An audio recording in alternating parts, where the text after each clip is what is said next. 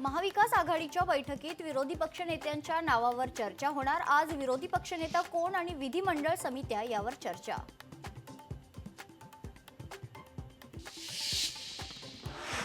वर्धा शहरात मॉडिफाईड आणि ध्वनी प्रदूषण करणाऱ्या सायलेन्सरवर फिरवला बुलडोझर, वाहतूक नियंत्रण पोलिसांची कारवाई।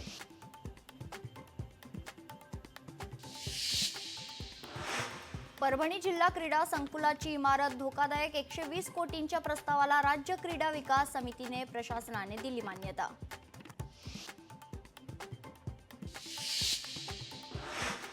जालन्यातील मंठा नगरपंचायत वर भाजपाचा झेंडा, ठाकरे पक्षाचे आसाराम बोराडे यांना धक्का। ठाकरेतील पक्षातील खरतर नगरपंचायत भाजपाच्या ताब्यात।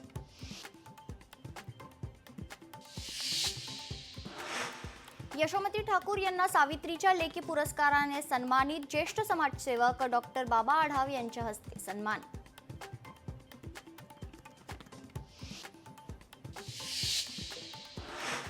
भिवंडीत रस्त्यावर ऑइल सांडल्याने 2 ते 3 दुचाकी स्वार जखमी। ऑइल रस्त्यावर सांडल्याने स्थानिकांची धाव घेत ऑइलवर टाकला मातीचा मारा, त्यामुळे मोठा अपघात टळला।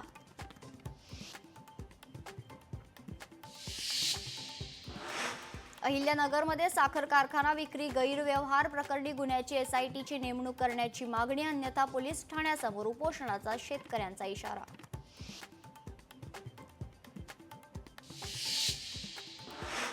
परभणीत रस्ता पूर्ण होण्याआधीच खचला रस्ता, पोखरून दुरुस्त करण्याची नामुष्की, वाहनधारकांची होते गैरसोय।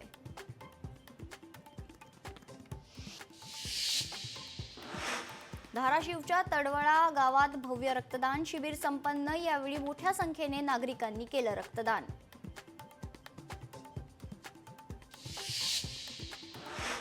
सोलापुरात आंबेडकरी अनुयायांकडून जल्लोष व्यक्त।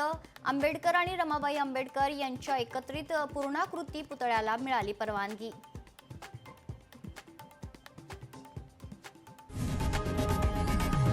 लोकशाही मराठी ऐका, पहा, जागरूक रहा।